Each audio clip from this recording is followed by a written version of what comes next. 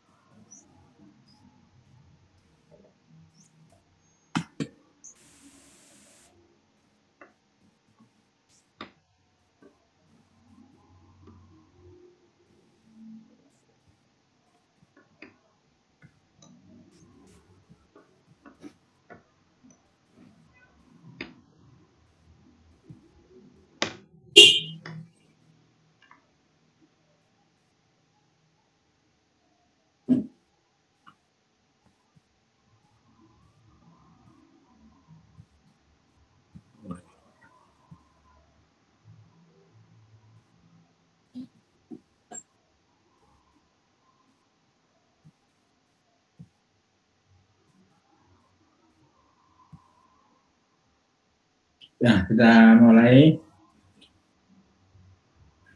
Kita adalah flow sheeting ya. Flow sheeting atau membuat flow sheet atau tentang flow sheet atau tentang chemical process diagram. Chemical process diagram. Ya. Di dalam chemical process diagram itu ada yang disebut dengan flow diagram. Flow diagram itu bisa dikelompokkan ada 3. Yang paling sederhana adalah block flow diagram, kemudian proses flow diagram atau PFD. Ini yang sering kita sebut sebagai flow sheet. Ya. Yang proses flow diagram ini yang kita sebut flow sheet. Sheet itu lembaran ya.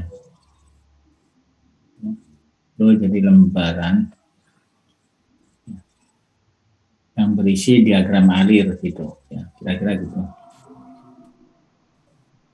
Kemudian ada namanya piping instrumentation diagram atau disingkat PNID ya. Terus ada diagram yang lain dan diantaranya isometric diagram, kemudian 3D plan layout diagram, diagram layout 3 dimensi.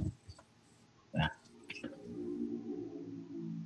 jadi ini merupakan bagian yang terpenting di dalam pradesain pabrik. Ya. Karena kita harus membuat proses flow diagram. Ya, jadi batasnya untuk tugas pradesain adalah proses flow diagram. Ya. Sedangkan piping instrumentation diagram itu hanya diminta untuk membuat sebagian kecil atau salah satu alat aja, ya. Jadi tidak semua. Padahal piping instrumentation diagram itu bisa semua, gitu ya. Tapi hanya dikenalkan salah satu alat saja. Ya.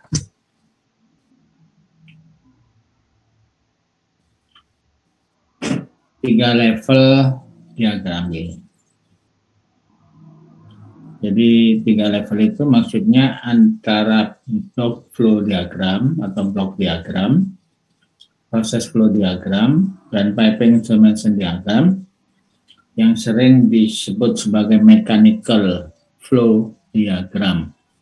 Sebenarnya bukan hanya mechanical flow, tetapi mechanical and instrumentation. Jadi ada instrumentasinya. Ya. Jadi kompleksitinya meningkat ya. Jadi makin ke bawah itu makin kompleks. Ya, conceptual understanding-nya juga meningkat. Ya, sebagai chemical engineer kita familiar dengan BFD, dengan block diagram dan proses flow diagram.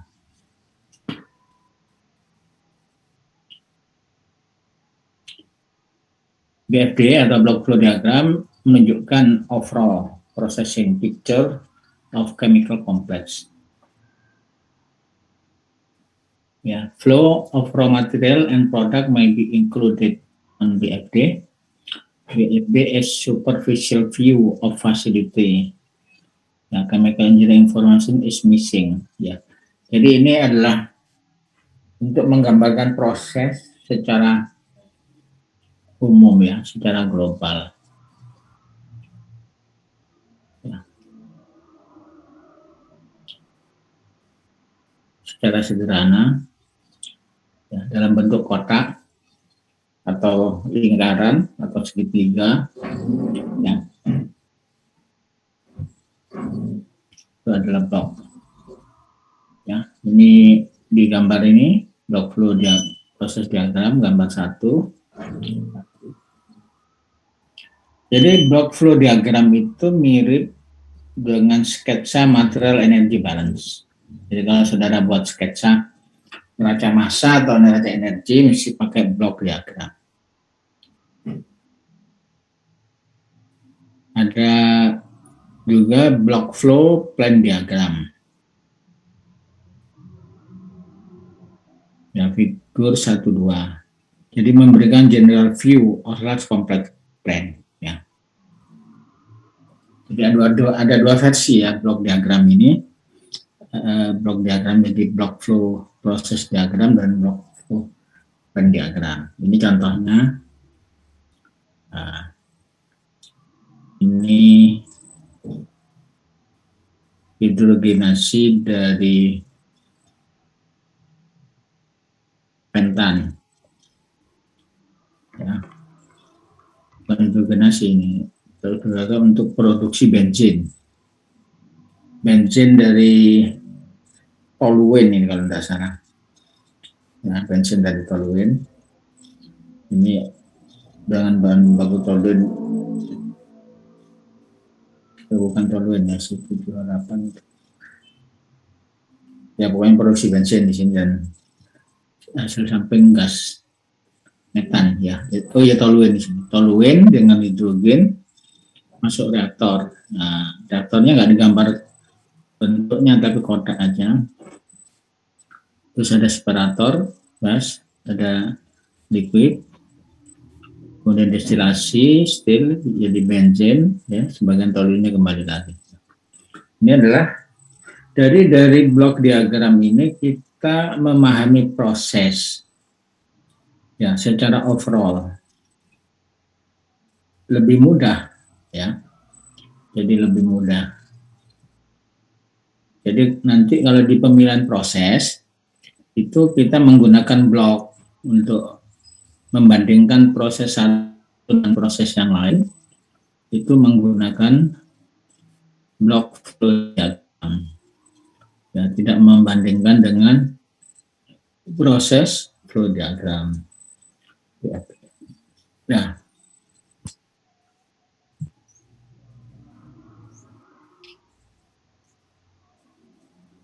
Ya, ini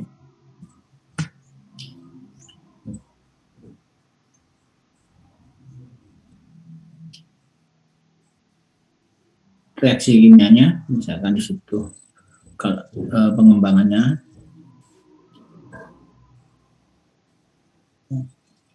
Misalkan ini pembuatan formaldehid.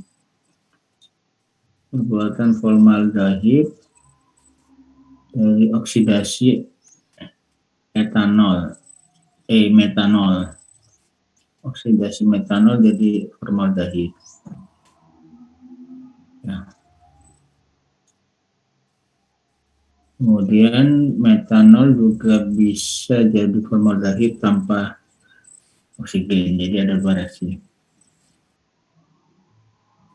Ya, target produk 37% formaldehid dalam air dikenal sebagai formalin. Terjadi pada suhu 200 derajat Celcius, tekanan 2 juga masuk dengan katalis Ag atau silver. reaksi 1 yang dominan, ya, buatlah block flow diagram yang menggambarkan proses. Ya, boiling point dari pur formaldehid adalah 19,3 derajat Celcius. Boiling point dari formalin adalah 96 derajat Celcius. Ya, jadi yang disebut formalin di sini adalah larutan formaldehid 37%. Itu merupakan kelarutan maksimum formaldehid di dalam air. Ya.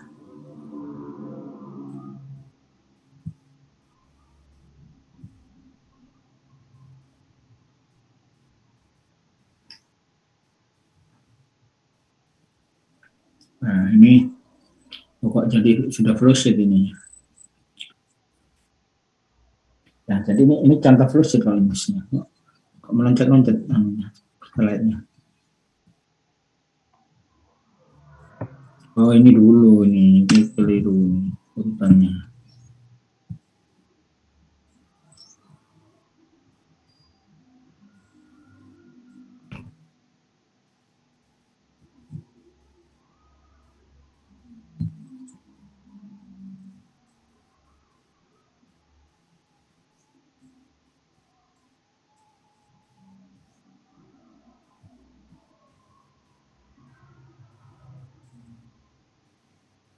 Ya, ini keliru. Keliru. Mestinya ini gambarnya.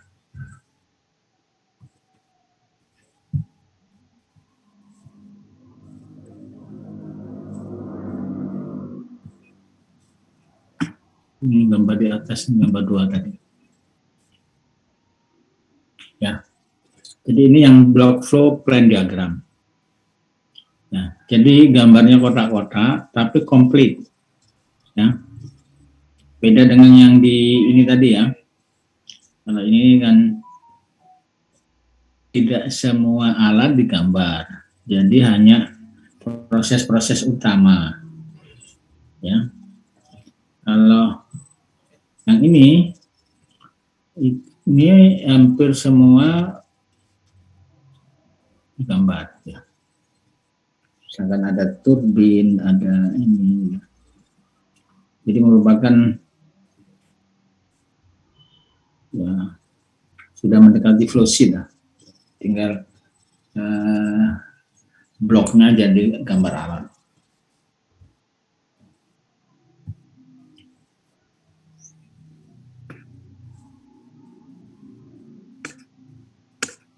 Ya, kemudian pengembangan proses ya, jadi ini tadi sudah ya, namanya deskripsinya.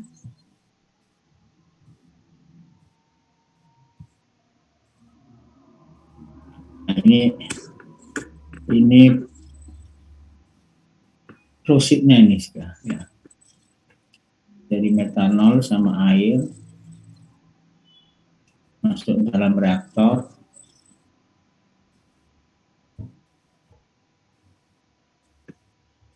Kemudian dilakukan pemisahan ini formalin dan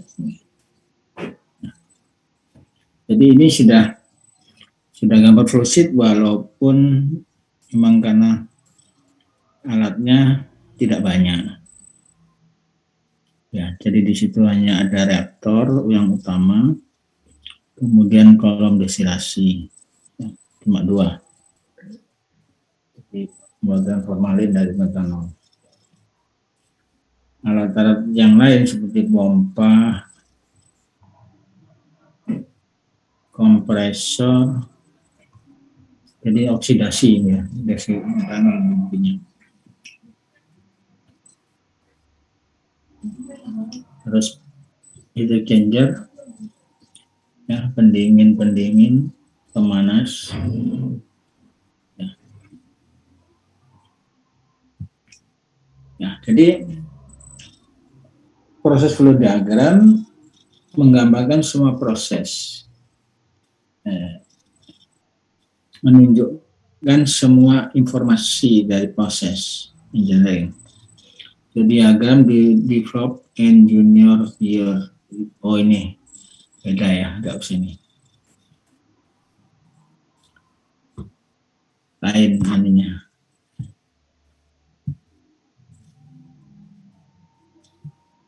Ini dihapus saja.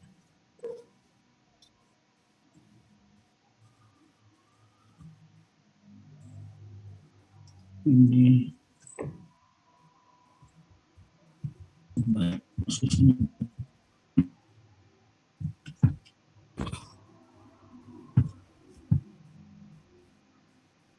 Nah, ini contoh lain ya. Ini proses flow diagram untuk produksi bensin dari toluene yang tadi ya. Yang dari blok diagram tadi itu menjadi flow sheet di sini ya.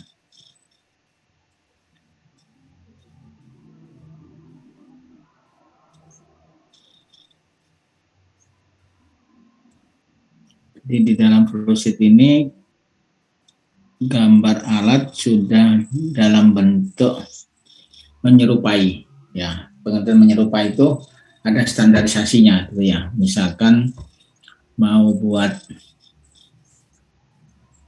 kolom destilasi ya, itu gambar standarnya bagaimana.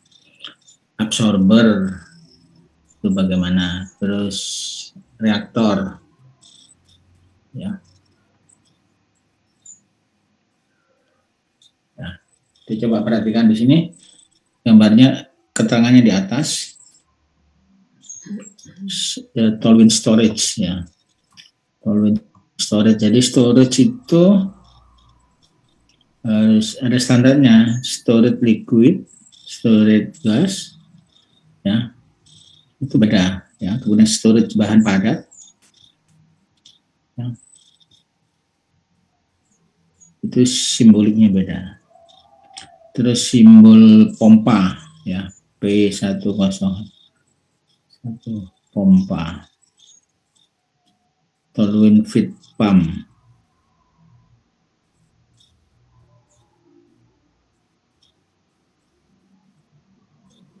Kemudian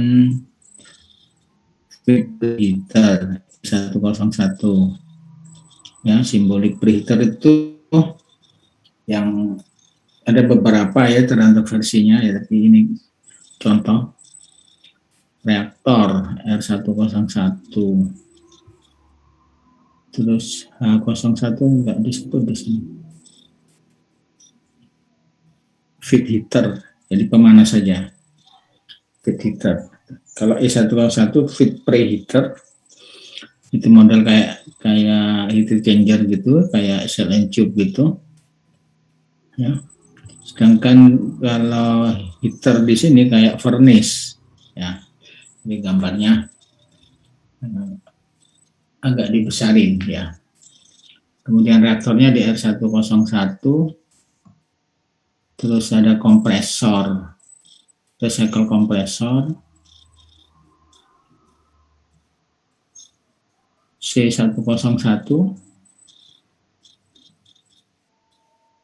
ya. Kemudian reaktor effluent cooler, ini pendingin dari reaktor ya, E102 itu.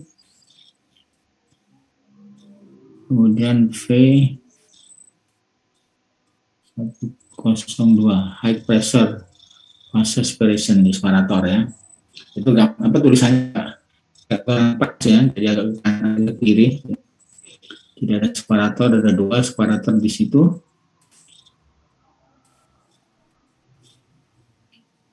Ada 2 separator itu. Nah, kemudian tower feed heater. Ada heater E103, kemudian T101 ada bensin kolom, jadi kolom destilasi ya. Kolom destilasi ada bensin kondenser, reflux drum, reflux pump, produk cooler ya. Jadi kalau dibandingkan dengan blok ya, blok tadi tingkat kompleksitasnya, nah, kelihatan kan ya. Jadi kalau di blok ini kita paham proses, apakah ada recycle, separator dan sebagainya, itu dengan melihat blok ini mudah memahami tahapan-tahapan proses, ya. Jadi kalau sudah masuk ke flow, jadi rumit. Nah, jadi memang tujuannya beda. Jadi kalau flow itu sudah untuk mendetailkan proses. Tapi ingat di bloknya ya, jangan sampai menyimpang dari blok ya.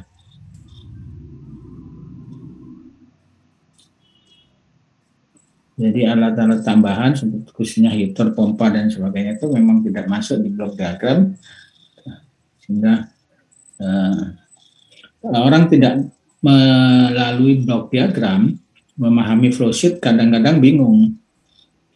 Ya, apalagi kalau flowsheetnya rumit, panjang, besar, ya, rumit. Ya. Tapi kalau paham dulu dari blok, maka dia akan mudah memahami, ya, sehingga dia bisa bedakan mana alat utama dan alat tambahan. Ya, itu pentingnya. Ya, mungkin ada pertanyaan dulu sampai gambar ini. Tidak ada? Saya lanjutkan ke simbol. Saya Pak izin bertanya. Ya. Untuk penamaan dari alat-alat ini seperti P101, P101 atau B dan sebagainya itu, apakah ada aturan yang pakem itu atau bebas ya Pak? Ada, ya, ada. Nanti setelah ini, ya. Setelah Baik ini. Pak, terima kasih. Nih, mulai ini. Ini aturan tulisannya langsung. Ya, di dalam proses flow diagram ada general format ya. XX, YZZ, A, strip B. Jadi XX itu adalah huruf yang menggambarkan alatnya. Jadi misalkan reaktor. Ya, XX. C itu kalau kompresor atau turbin. E itu kalau heat exchanger, H itu kalau fire heater, P itu pompa, R reaktor, T tower, TK bisa storage tank. Ya. V vessel. Ya, itu X ya. Kemudian Z adalah area. Ya, area dalam pabrik. Jadi misalkan bagaimana membagi area itu biasanya dikelompokkan prosesnya tadi, misalkan proses reaksi, ya, reaktor itu satu area, terus proses pemurnian atau pemisahan satu area, proses packaging misalkan itu satu area ya. Jadi yang E-nya itu areanya, terus ZZ-nya adalah jumlah nomor alatnya. Ya, biasanya alat utama dikasih nomor yang paling kecil. Misalkan 101 atau 100 misalkan. Ya. Itu Z-nya. Kemudian A dan B itu kalau ada cadangan. Cadangan itu maksudnya ada dua ya. Biasanya untuk alat seperti filter press gitu biasanya ya, itu ada dua ya, atau ada tiga gitu ya. Jadi di sini tulis A dan B. Jadi di sini A dan B identify parallel unit. Nah, jadi kalau kemungkinan paralel alatnya dua itu, atau mungkin hanya gantian ya,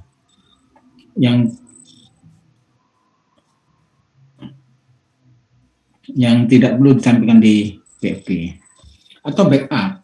Nah, misalkan pompanya ada dua, pompa cadangan, karena pompanya sering bermasalah, jadi selalu ada cadangan. Nah, ditulis A strip B. Ya.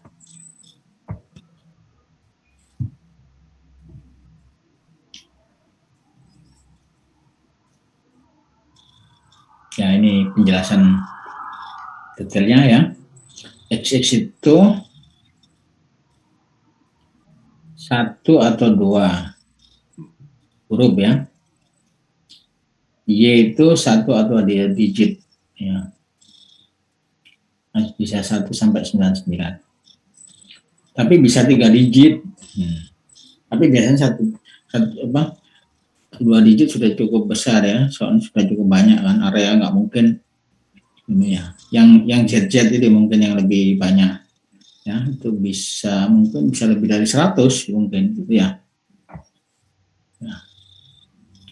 Nah itu. Jadi kalau saya gambar ini ya, R101, R itu simbol reaktor, 1 itu area 1 ya, 01 alat ke 1. Ya, jadi alat utama biasanya dikasih nomor 1, 001. Nanti alat yang di sekitarnya itu bisa sebelumnya, bisa setelahnya. Ya. Itu 02, 102, 103 dan seterusnya. Ya, P211 berarti pompa P, areanya 2, 11 nomor alat ke 1. Ya. Udah paham ya yang tadi siapa tanya? Saya Pak, iya Pak, paham. Ya. Terima kasih. Jadi jangan sampai keliru ya. Sering kadang-kadang yang dilupakan tuh areanya. Kalau ada diurut gitu aja. Jadi areanya dikelompokkan sendiri. Ya. Nah, kita kembali yang sini ya. Coba sekarang perhatikan alatnya. Ya. Ada berapa area ini?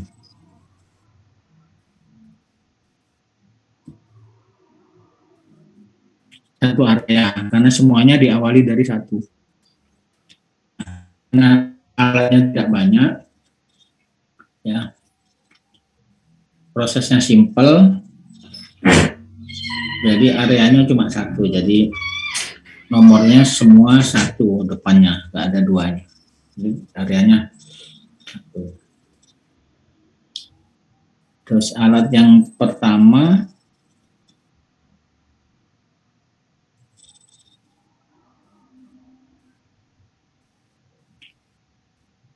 R101. Iya, ini nomornya tidak umum ini.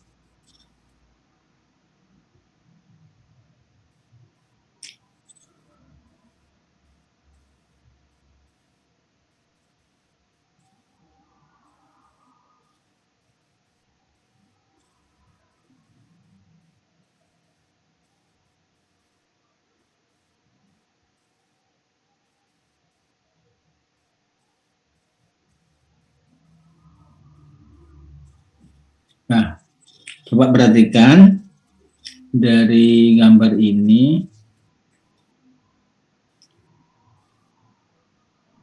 apakah penomorannya sudah mengikuti aturan yang tadi?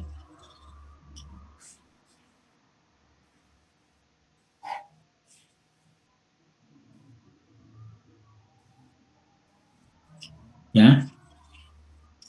Jadi ini tidak mengikuti aturan yang tadi. Kenapa? Karena tidak memasukkan area. Sehingga di situ banyak nomor yang sama. Misalkan 101.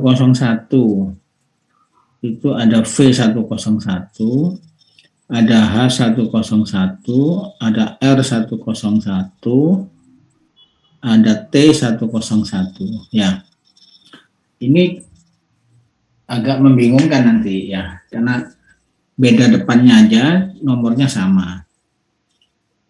Ya, jadi kalau alatnya itu banyak, ini nggak boleh model kayak gini.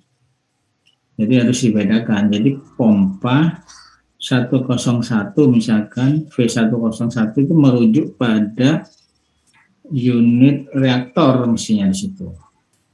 Misalkan reaktor yang utama R101, mestinya heaternya itu jadi H102,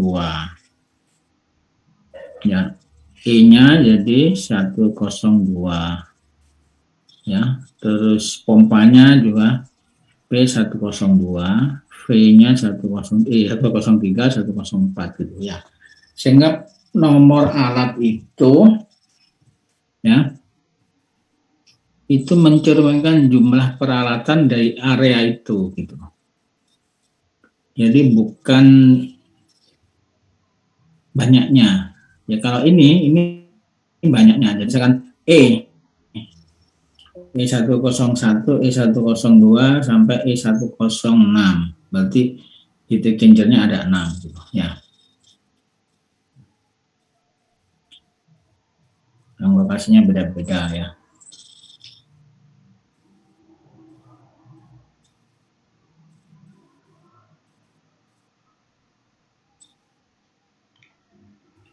Terus apa V ada 2 di sini. V ada 4 ya. Cuma tidak sama ya. Ya.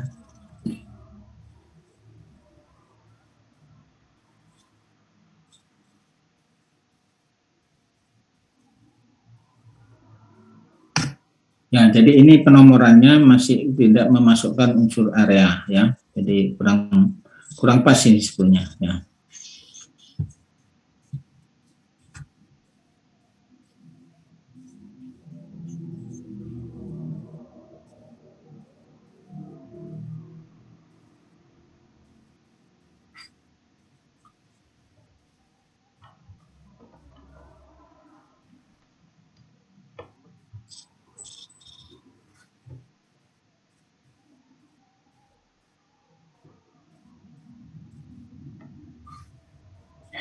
Ini keterangannya beberapa ya. Cara penulisan, misalkan T905 adalah tower kelima. Ya.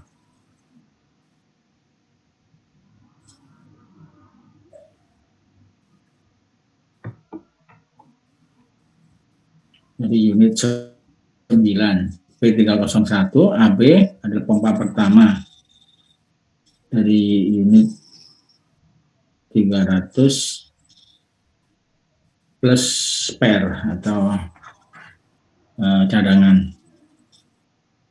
Gunakan huruf-huruf yang tidak ambiguity untuk alat baru, misalkan turbin. Use TB atau J. Jangan T, karena T digunakan di tower. Replace old vessel V302 dengan new one of different design, V319. Jadi bukan V302.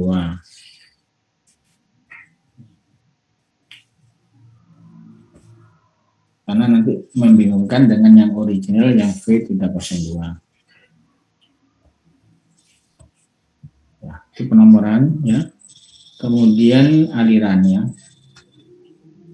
Ya, kalau ada aliran ini tidak boleh cross gini, yang kanan sendiri tidak boleh ini. Jadi yang diutamakan horizontal ya.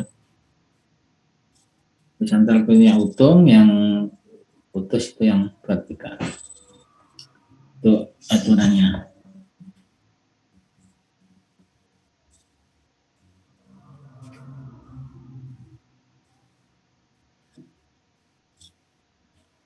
Ini sama.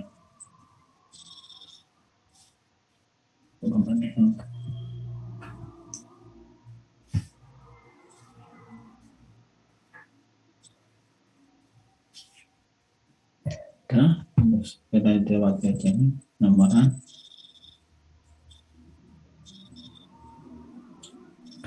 Nah, kemudian di dalam flow sheet itu biasanya panah-panah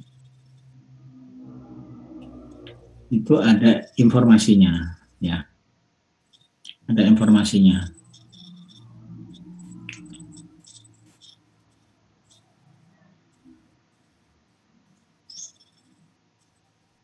Ya.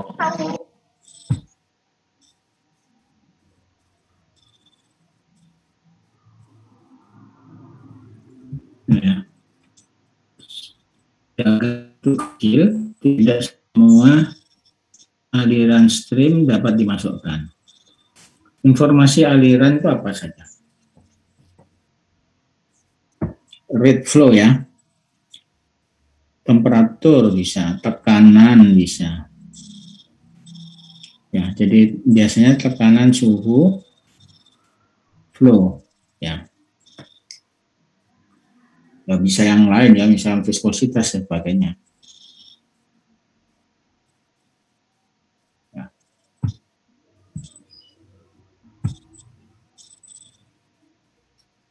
Ini perhatikan. Di dalam aliran itu ada informasi apa saja? Ini loh. Contohnya di sini ya. Nah, ini yang bentuk trapesium, kotak, jajaran jam. Itu apa? Kelihatan apa enggak? Saya besarkan lah.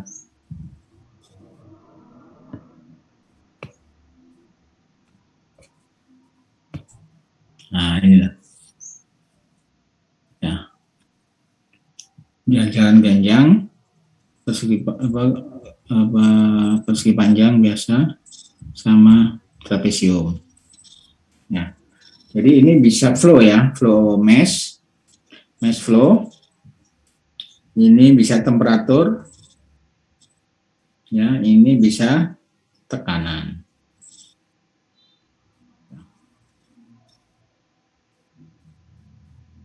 Jadi tidak bisa banyak. Untuk di tugas pradesain biasanya ini tidak gimana ya? Tidak semua dalam bentuk angka, bisa juga kalau tekanan angka, tempat angka, tapi flow itu pasti pakai nomor gitu. Oh, ini nomor sudah ada flow-nya. Jadi di sini apa ini? Jadi ini jumlahnya bisa lebih dari 3 ya, tapi ada namanya nanti adalah informasi esensial ya. Jadi ada informasi esensial dan informasi yang not esensial. Ya. Nah ini 600 sama 25. Berarti 600 itu suhu. Ya. 25 itu tekanan. Jadi kayak ini. Nah, essential information ya, stream number, temperatur, pressure, vapor fraction, total mass flow rate, total mole flow rate, individual component flow rate ya. Itu esensial. Jadi mana yang disajikan mungkin tidak perlu semua ini, mungkin 3 aja. Stream number, temperatur, pressure. Ya. Terus optional information, komponen mole fraction, komponen mass fraction, individual komponen, volumetric flow rate, significant physical properties seperti densitas, viskositas, dan lain-lain. Kemudian data, heat capacity, stream enthalpy, K value, stream name. Ya. Nah, kemudian buat ini. Nah, stream 1 itu suhunya sekian, tekanan sekian. Ya. Jadi informasi itu bisa dimasukkan dalam tabel, bisa dimasukkan dalam aliran seperti tadi. Kalau di aliran sedikit terbatas ya, sehingga yang penting-penting aja di temperatur dan pressure ya. Sedangkan dalam bentuk tabel itu bisa banyak ya, khususnya neraca massa ya. Jadi mass flow ya, bahkan bisa mole flow, komponen mole flow juga, atau komponen mass flow ya. Kalau Kalau di tugas pradesain biasanya mass flow, ya, komponen mass flow. Komponen mass flow nanti ada totalnya adalah mass flow-nya, ya. Sedangkan temperatur, pressure itu ada di fluidnya, ya. Oke ya, sudah jelas ya sampai di sini ya fluidnya. Kemudian basic control loop ini sekarang dihapus. Dulu masuk ini, ya. Jadi ada control loop-nya, nah, kayak gini ya. Alat-alat kontrol. Ya, untuk tugas pradesain sekarang sudah tidak diwajibkan. Tapi kalau mau gambar nggak apa-apa ya. Jadi tidak diwajibkan buat ini. Nah, ini nanti masuk di PNID. Masuk di PNID. Ya.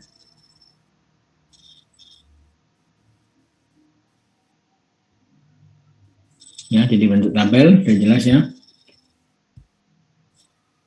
Kemudian peralatan.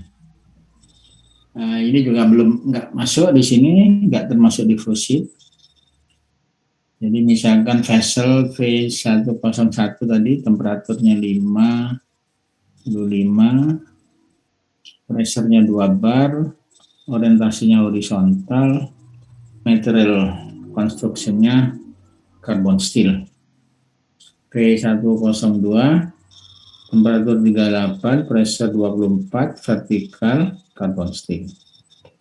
Ukurannya, size-nya tinggi, panjang 5,9, diameter 1,9.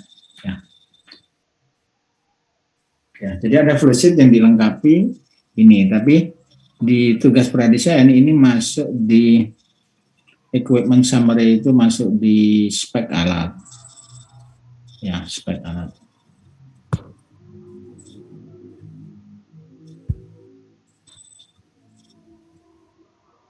Nah, ini sudah ya, jadi ringkasan. Sekarang PNID. Piping and Instrumentation Diagram atau PNID.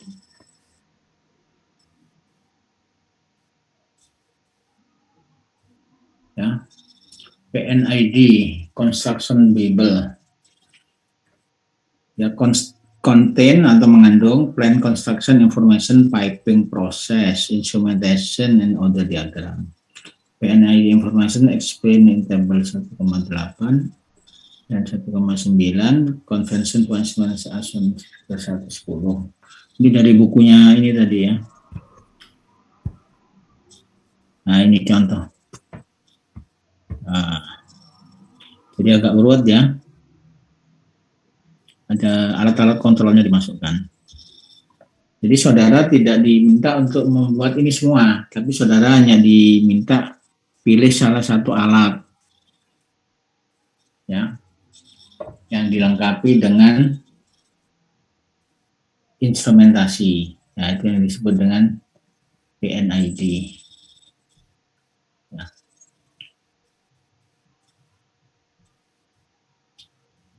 Jadi pemahaman proses kontrol atau pengendalian proses itu sangat penting untuk membuat PNID ini. Dan ini sebenarnya bukan tugas chemical engineers ya. Jadi ini adalah tugas dari instrumentation dan electrical engineer ya.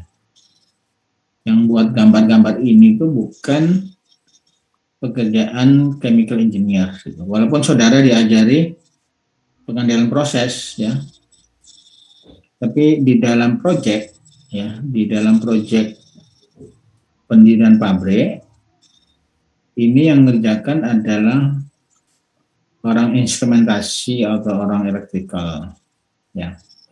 Kalau chemical engineer sampai di flow sheet.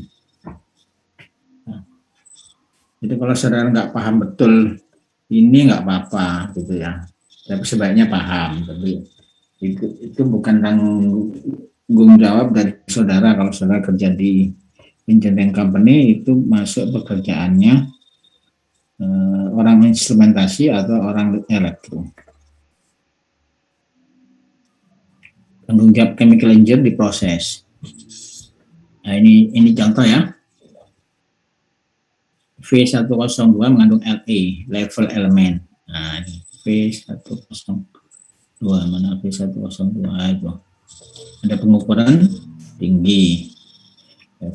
Level open and close valve depending on liquid level. LA valve terus feedback control loop. Ya. Sudah? Ada pertanyaan sampai di sini?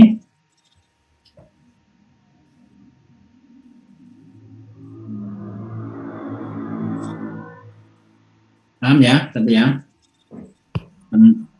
Sekarang ada order. Ada namanya plot plan.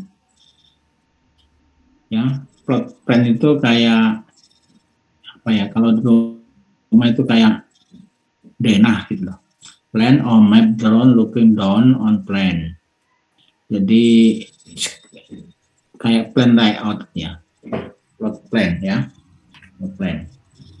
Terus ada lagi elevation diagram. Jadi untuk bisa melihat ketinggian, misalkan tingginya kolom distilasi, posisinya di mana tingginya? Ya, pompa itu di mana? Ya, elevation. Nah, jadi kayak gini ya. Jadi itu perpipaan, pipe rack.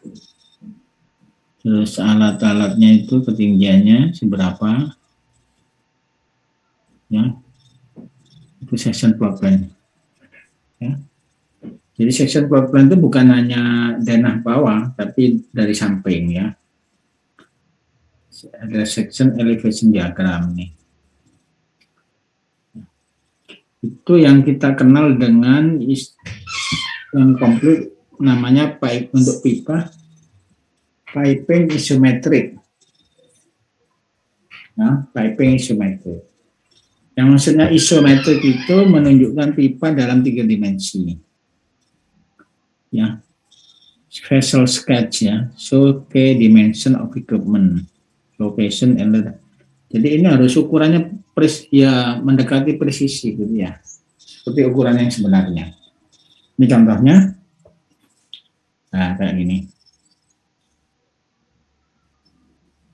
Jadi posisi tangki, ketinggian, apakah vertikal horizontal, terus pipanya itu seberapa tingginya, tekuannya di mana.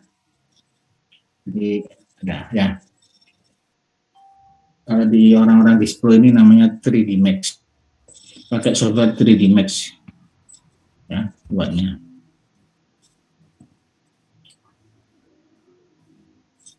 Ya, sudah sampai di sini. Nah, ini karena kemajuan ilmu apa ya, desain gambar ya. Nah, jadi gambar 3 dimensi kita bisa buat pabrik itu dalam bentuk 3 dimensi. Ini. Nah, seperti ini ya. Ya. Ini kelihatannya sulit buatnya ya. Kalau dulu sulit buatnya. Sekarang sudah ada softwarenya. Sehingga buat gini tuh tidak terlalu sulit ya. Sudah ada ininya, apanya? Modul-modulnya gitu ya. Nggak ngambil, pasangkan, posisikan gitu. Pipa dan sebagainya gitu. Ya.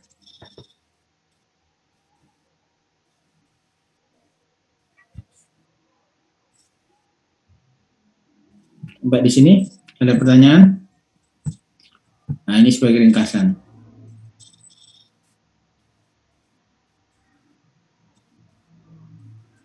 Ringkasan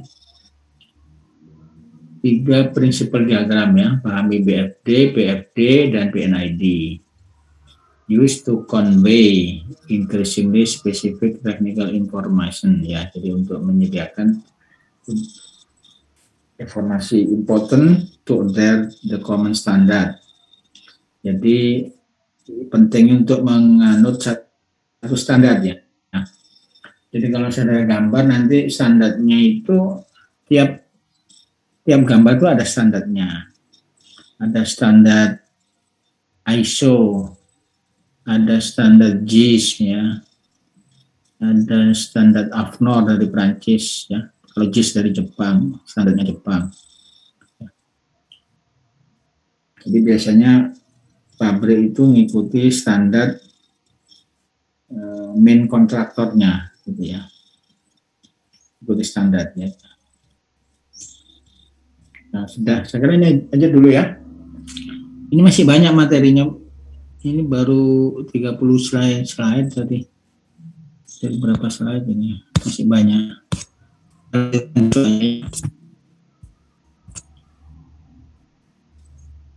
Kalau nggak ada pertanyaan dulu. Yang penting dari sini saudara bisa membuat flow sheet. Nanti cara membuatnya besok. Sekarang yang penting prinsip blok diagram, flow sheet, terus kode-kode, nomor, dan sebagainya. Ada pertanyaan sampai di sini? Saya izin bertanya, Prof. Ya. Saya masih agak bingung untuk penomoran alat pada proses flow diagram tadi itu, Prof. Semisal dalam satu area itu kan terdapat alat-alat yang berbeda ya, Prof. Nah, itu untuk pemberian nomor alatnya apakah sesuai dari alat dari proses satu ke proses yang lain dengan alat yang berbeda, ataukah penomorannya tergantung dari berapa banyak jumlah alat yang sama gitu, Prof, dalam area tersebut? Memang ada dua versi ya. Kalau kita tidak menggunakan area, itu seperti contoh tadi.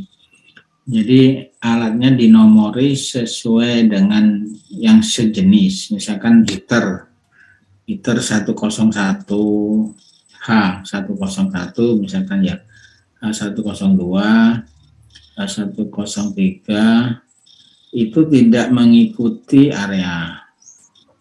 Tapi kalau mengikuti area, kita jumlah alatnya itu mengikuti areanya. Jadi ada min nomor utama ya, misalkan reaktor ya, R101. Nah, nanti pompa dan sebagainya itu mengikuti lanjutannya. Jadi kalau ada pompa di situ P102. Ada heater di sebelahnya, ada H102. Jadi sehingga tahu, oh pompa ini posisinya ada di dekat area 1, gitu ya. Ada dua versi ya, ada dua versi itu. Kalau yang di tugas pradesain biasanya menggunakan versi yang per area. Ya, jadi nomornya itu menjaminkan jumlah alat secara umum. Jadi bukan spesifik pompa saja atau heat exchanger aja gitu ya. Baik, terima kasih, Prof.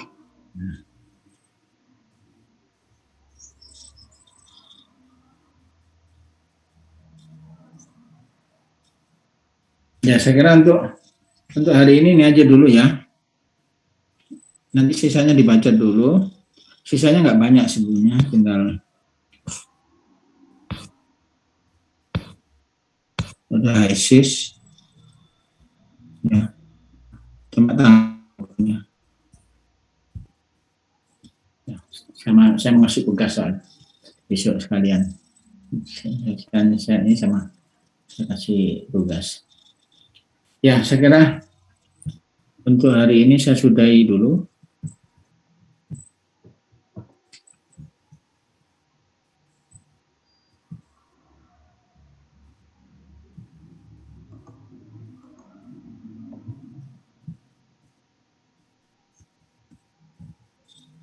Baik, Prof. Terima kasih. Nah,